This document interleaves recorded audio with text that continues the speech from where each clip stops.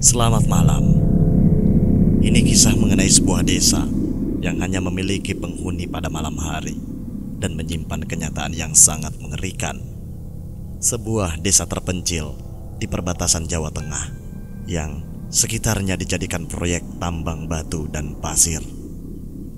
Desa Tanggul Mayit, bagian kedua, 100 Tumbal. Cerita ini diangkat dari yang punya Twitter @dioseta.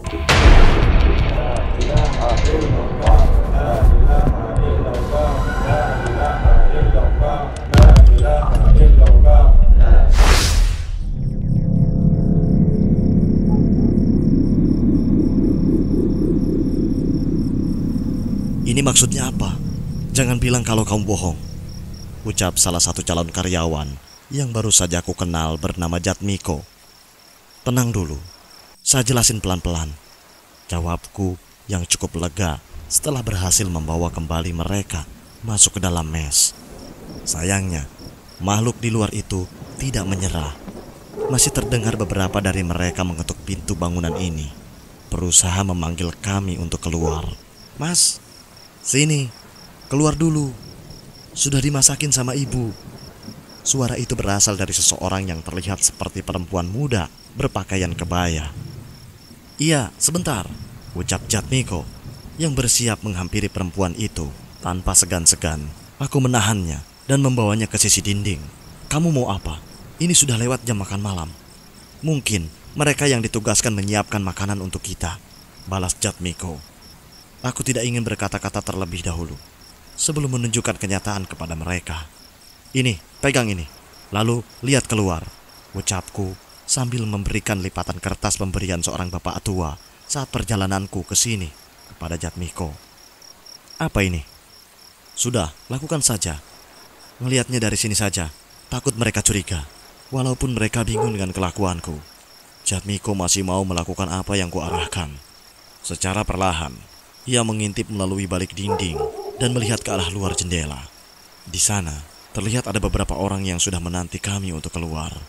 Perhatian seluruh pekerja yang ada di mes itu seketika berubah ketika melihat wajah pucat Jatmiko yang berubah seketika. Itu apa? Mereka siapa?" tanyanya dengan wajah yang tidak percaya dengan yang ia lihat. Sebelum aku menjawab, "Kalian yang masih ingin memastikan, silakan lihat sendiri," ucapku. Hampir semua dari mereka bergantian memegang kertas itu dan hampir tidak mempercayai apa yang mereka lihat. Jelaskan pada kami," ucap Jatmiko. Setelah mereka semua melihat wujud asli perempuan-perempuan itu, akhirnya aku mulai berani menceritakan apa yang sebelumnya aku lihat. "Sepertinya kita dijebak," ucapku membuka cerita. Aku menceritakan semua yang terjadi padaku sejak perjalananku ke tempat ini. Mulai dari seorang bapak tua yang curiga dengan uang yang kubawa dan akhirnya memberikan lipatan kertas itu, rencanaku dan Gilang untuk melarikan diri. Hingga saat melihat nenek tua berwujud gadis itu membawa seseorang ke tengah hutan dan seorang kakek yang menebas kepala orang itu dan membawanya pergi. Enggak mungkin," ucap salah satu karyawan lain yang kukenal bernama Dadang. "Terus kita semua mau dibunuh seperti orang itu?" ucapnya dengan suara yang bergetar. Aku mengangguk. "Kalau kami tidak melihat langsung, mungkin kami tidak akan percaya ceritamu," ucap Jatmiko. Aku sadar ceritaku tidak masuk di akal. Untungnya jimat ini juga bisa digunakan oleh mereka. Namun sepertinya benda ini masih jauh dari cukup untuk menolong kami. "Lalu kita harus apa?" ucap Dadang yang terlihat ketakutan. "Kita tenang dulu. Sepertinya mereka tidak bisa masuk ke bangunan ini. Semoga saja besok pagi kita bisa meninggalkan desa ini." Mereka mengangguk setuju. Namun di satu sisi, aku merasakan firasat bahwa malam ini tidak akan bisa dilalui semudah itu. Hingga kami memutuskan untuk bergantian berjaga. "Bu, loro bu, sakit." Menjelang tengah malam, samar-samar aku mendengar suara rintihan yang tidak diketahui dari mana asalnya. Perlahan aku berjalan keluar, namun suara itu menghilang. Dan dari luar jendela masih terlihat wanita-wanita itu masih mengelilingi bangunan ini. Aku melihat Dadang yang mendapat giliran jaga, masih berjaga di depan bersama seorang lainnya. Akhirnya memutuskan untuk kembali ke tempat tidurku dan berharap bangunan ini bisa mengamankan kami dari niat jahat mereka yang berada di luar. Malam semakin larut, terdengar suara petir menggelegar, membangunkanku yang tertidur tak mampu menahan rasa kantukku. Hujan mengguyur dengan deras, hingga angin berhembus, menggetarkan jendela-jendela kamar. Aku terbangun dengan kegelapan dari seluruh sisi ruangan. Jat Miko, mati lampu, ucapku, mencoba membangunkannya yang tidur tak jauh dari tempatku. Jat Miko mengusap matanya dan mengambil telepon genggam dari tasnya untuk menyalakan senter. Sementara aku mengambil sebuah korek api dari tasku. Cahaya dari korek apiku memenuhi ruangan dengan remang-remang. Aku melihat sekitar dan terlihat semuanya masih pada tidur, hingga aku mengarahkan korek apiku ke sudut ruangan. Sebuah bayangan terbentuk dari seseorang yang berdiri di sana. Itu Dadang. Ia berdiri menatapku dan Jat Miko sambil tersenyum dengan aneh. Jat Miko beranjak dari tempat tidurnya dan mencoba menghampiri Dadang. Namun aku tersadar dengan bayangan di balik tubuh Dadang. Itu bukan bayangan Dadang. Bayangannya berbentuk wanita berambut panjang dengan tangannya yang panjang hingga menjulur ke lantai. Tunggu Jat, ada yang gak beres, ucapku sambil menahan Jat Miko. Jat Miko yang tersadar segera menghentikan langkahnya. Samar-samar terlihat Dadang berkata-kata cukup panjang ke arah kami. Namun suara petir dan derasnya hujan membuat kami tak mendengar sepatah kata pun darinya. Sambil berusaha menyalakan korekku lagi, terdengar suara pintu kamar terbuka. Dan tepat saat korekku menyala, Dadang sudah tak ada lagi di tempatnya. Dan terlihat daun pintu sudah terbuka. Yanto, itu Dadang kesurupan, tanya Jat Miko. Nggak tahu, aku nggak bisa ngasih jawaban apa-apa. Aku sama seperti kalian, orang biasa yang terjebak di situasi ini, ucapku. Terus gimana? Kita ikutin, tanya Jat Miko lagi. Aku mengangguk.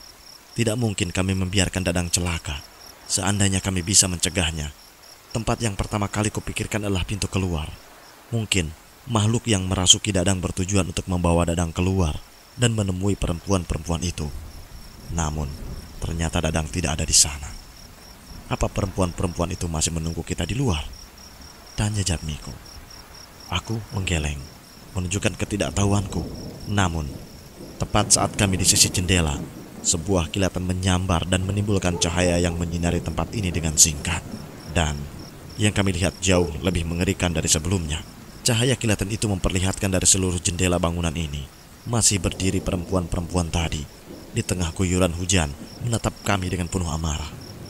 Mereka berdiri mengawasi kami berdua tanpa bergerak sedikit pun. Keluar! Terdengar salah satu dari mereka memerintahkan kami untuk keluar. Kali ini bukan dengan bujuk rayu, melainkan dengan ancaman. Terlihat mata mereka menatap tajam ke arah kami dengan wajahnya yang pucat di bawah guyuran hujan. Keluar, atau kalian akan mati dengan lebih mengenaskan. Kata-kata itu terdengar dari perempuan di luar jendela yang ada di dekat kami. Jat Miko terjatuh. Kami tersadar sebesar apa bahaya yang sedang kami hadapi. Aku menariknya menjauh dari jendela ke balik dinding. Toh, apa kita bisa selamat? Ucap Jat Miko yang perlahan mulai menitikkan air mata, tak mampu menahan emosinya. Aku punya istri dan anak yang baru lahir.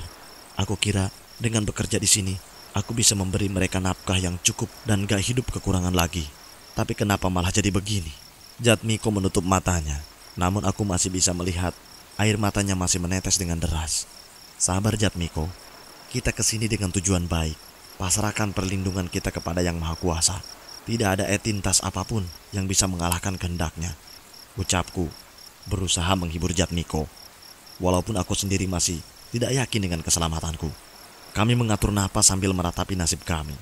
Entah apa salah yang telah kami perbuat hingga kami sampai bisa terjebak di situasi ini. Di tengah kebingungan kami, perlahan terdengar suara seseorang melangkah di lantai atas. Dadang, ucapku. Aku segera berjalan menuju ke atas mengikuti arah suara itu.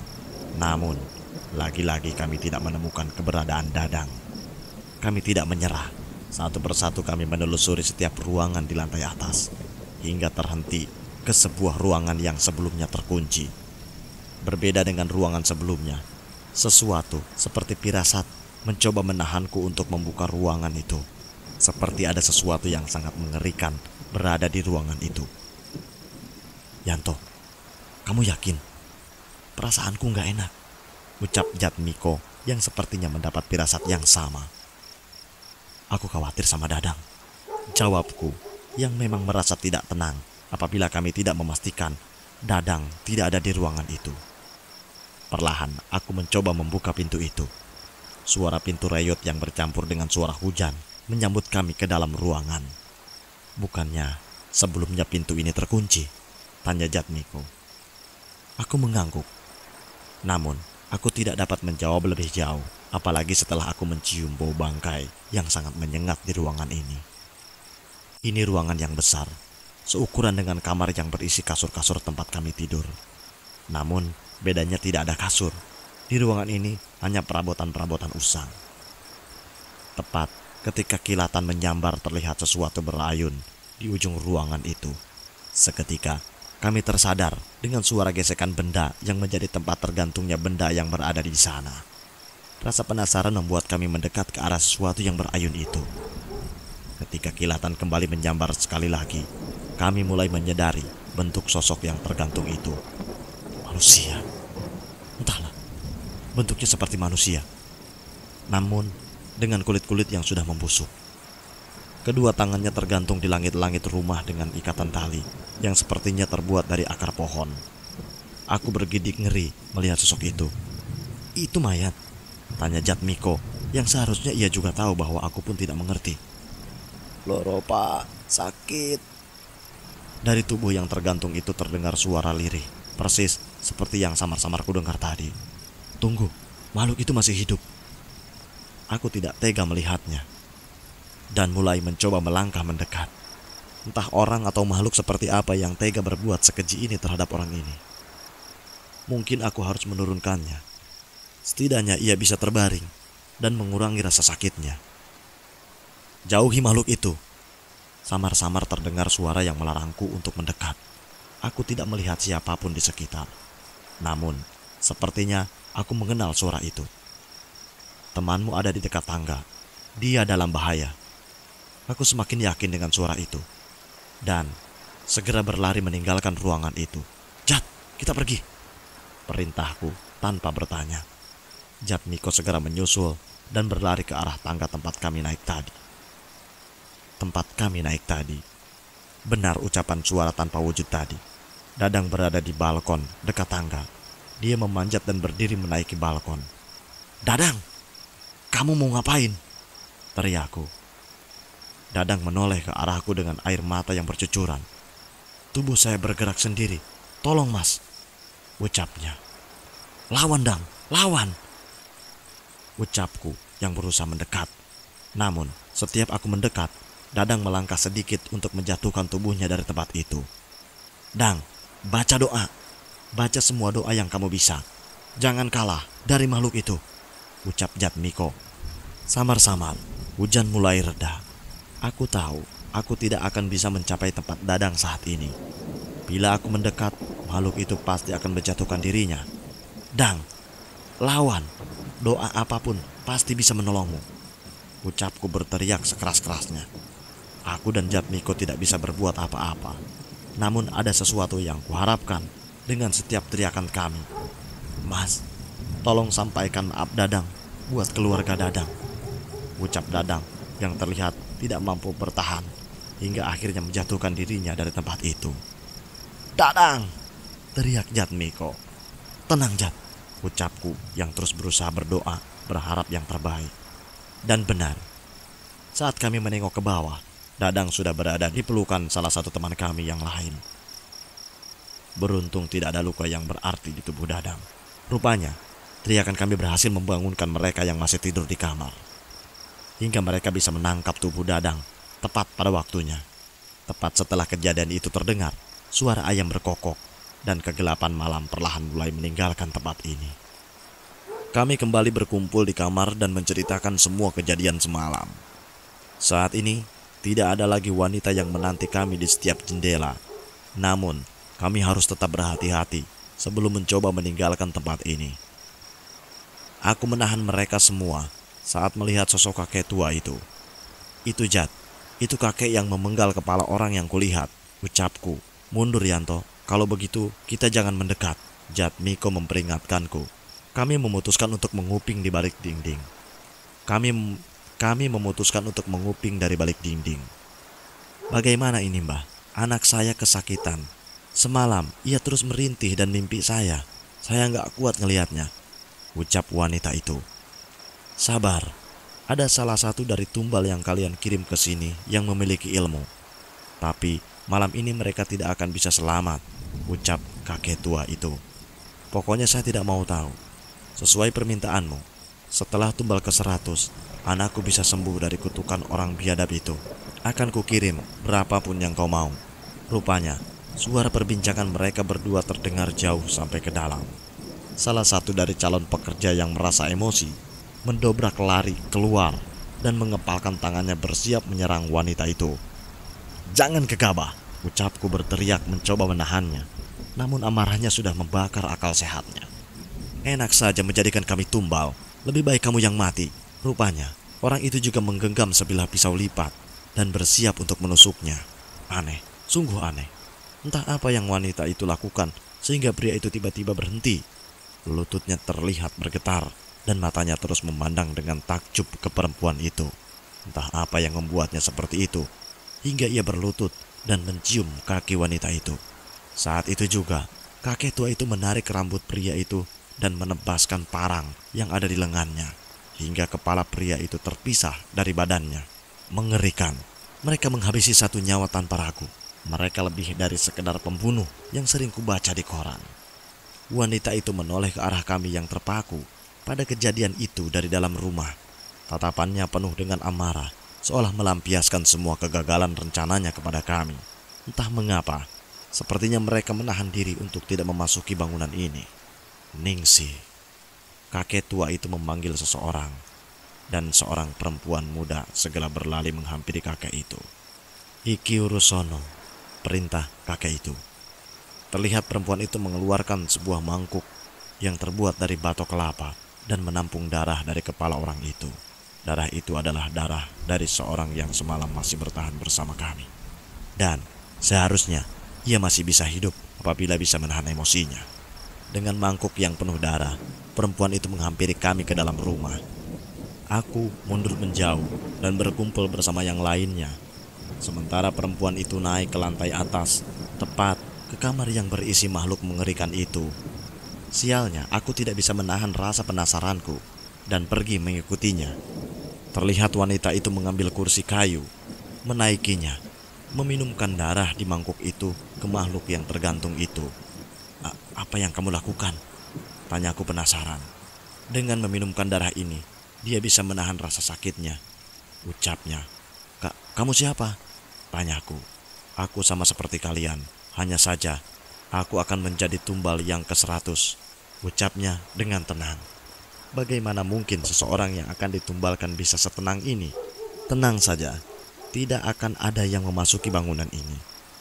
Siapapun yang pernah memijakan kaki di tempat ini akan terpilih menjadi tumbal mereka, jelasnya. Akhirnya, satu jawaban terpecahkan. Ternyata itu alasan tidak ada dari mereka yang mau memasuki bangunan ini. Berarti kamu juga akan mati? Tanyaku. Wanita itu tidak menjawab. Ia kembali menutup pintu ruangan itu, berjalan menuruni tangga, dan melangkah keluar. Aku mengikutinya dan berhenti tepat di belakang pintu. Wanita itu berkebaya dan kakek tua itu menatapku dengan penuh amarah. Metu kowe sing gagal ke rencanaku. Keluar kamu yang menggagalkan rencanaku, ucap kakek itu. Tidak, aku tidak akan terpancing. Tetapi sepertinya kakek tua itu tidak menyerah. Ia menatapku dan membaca sebuah mantra. Tiba-tiba, sesuatu merasuki tubuhku, membuat kakiku bergerak perlahan melangkah keluar. Jatmiko, tolong! Teriakku. Dengan segera, mereka yang di dalam berlarian menahan tubuhku untuk keluar. Namun, tenaga sesuatu yang merasuki terlalu besar hingga mereka kesulitan menahanku. Saat sebagian tubuhku meninggalkan bangunan itu, terlihat mata wanita berkebaya itu semakin indah. Karismanya membuatku ingin mengabdi kepadanya. Aku tidak mampu bertahan lagi. Apa mungkin aku juga akan berakhir seperti temanku tadi? Di tengah kepanikanku, Samar-samar terdengar mantra di kepalaku seperti ada yang membacakannya dari jarak dekat. Seketika aku mampu menguasai tubuhku kembali dan segera berlari ke dalam bangunan.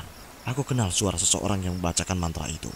Ingat bocah, ingat, bocah itu tidak selamanya dapat melindungi kalian, ucap kakek itu. Siapa orang yang kakek itu maksud? Apa mungkin? Jatmiko, lipatan kertas itu serahkan padaku, perintahku. Jatmiko mengambil benda itu dari salah satu teman kami yang terakhir menggunakannya. Aku menggenggamnya dan samar-samar melihat sesuatu seperti kabut yang berbentuk manusia. Sosok manusia yang kukenal. Danan. Aku merasa ragu. Tapi saat ia menoleh, aku sangat kenal dengan wajah itu. Bagus, kamu bisa melihatku, ucap Danan, yang entah bagaimana bisa ia berada dalam wujud apa itu. Aku masih dalam perjalanan. Bertahanlah sampai aku datang. Seketika aku merasa lega. Danan adalah teman kuliahku dulu. Aku tidak tahu apa yang telah terjadi selama kami tidak bertemu hingga ilmunya bisa sehebat ini. Berkumpullah di satu tempat di bangunan ini. Jangan keluar sampai aku datang. Kamu masih ingat cara bertahan hidup saat masih sering mendaki gunung kan? Aku mengangguk. Samar-samar aku mengingat saat-saat kami mendaki ke Merapi dan beberapa gunung lainnya bersama Rama. Ucapan Danan benar. Aku harus mengatur persediaan logistik kami untuk beberapa hari ini agar bisa bertahan hidup. Aku tidak bisa berada dalam wujud sukma ini lebih lama. Hafalkan mantra ini. Bacakan saat ada kejadian seperti tadi. Saat itu, aku mengingat dengan jelas setiap kata yang diucapkan Danan. Sebuah mantra yang sebenarnya lebih mirip dengan doa yang memiliki makna bahwa setiap bagian dari jiwa dan raga ini adalah milik Tuhan yang Maha Kuasa. Dan semuanya dari milik kami adalah haknya. Tak ada satupun entitas yang berhak mengambilnya darinya. Setelah mengajarkan mantra itu, wujud Danan menghilang. Dengan segera aku mengajak semua orang masuk ke dalam kamar dan menjelaskan tentang apa yang terjadi. Wajah mereka sedikit lebih tenang ketika mengetahui akan ada yang menolong kami dari tragedi ini. Namun, dari jauh, sosok kedua manusia yang lebih pantas disebut setan itu masih memandangiku dari jauh, seolah tidak akan membiarkan kami untuk hidup lebih dari hari ini. Di sebuah bis, aku tersadar setelah mencoba menggunakan ilmu Rogo Sukmo yang diajarkan Pak Le. Beruntung hanya sedikit kursi yang terisi, sehingga aku bisa bermeditasi seperti Cahyo menjaga tubuhku. Gimana? Temanmu masih selamat? Tanya Cahyo. Aku mengangguk. Seorang dukun dan keluarga bangsawan. Sepertinya ia berasal dari Trah Terkutuk. Pokoknya kita harus berjaga agar tidak masuk ke dalam pertikaian mereka, ucapku. Cahyo mengangguk, namun terlihat dari wajahnya seperti ia merahasiakan sesuatu. Aqua tisu roko, terdengar suara pedagang asongan menghampiri kami. Mas, tisu mas, tawar pedagang itu. Aku menggeleng, namun entah mengapa pedagang itu seolah memaksa. Aku berusaha membuang muka untuk menghindarinya. Samar-samar dari pantulan kaca jendela, aku melihat wajahku yang penuh coretan. Seketika aku menoleh ke arah Cahyo, yang sudah bersiap mengambil tas dan berjalan ke pintu depan. Terminal bang, ucap Cahyo, yang segera direspon oleh sopir bis itu. Aku segera mengambil tasku dan turun menyusulnya. Asem kue panjul. Orang lagi merogoh sukmo, malah dicoret-coret. Penistaan ilmu itu namanya, ucapku sambil membersihkan wajahku. Mau ngelawan demit, mukanya jangan kalah serem sama demit, ucap Cahyo, yang masih tertawa terpingkal-pingkal. Sebelum aku sempat melempar sendalku ke arah Cahyo, tiba-tiba aku terhenti saat melihat seseorang yang sedang menunggu. Aku memperhatikan ciri-cirinya, persis dengan yang diceritakan seseorang yang menelepon kami. Yang pasti, wajahnya terlihat pucat dengan rasa cemas yang terpancar dari wajahnya. Sepertinya ia juga mengalami malam yang mengerikan. Bersambung.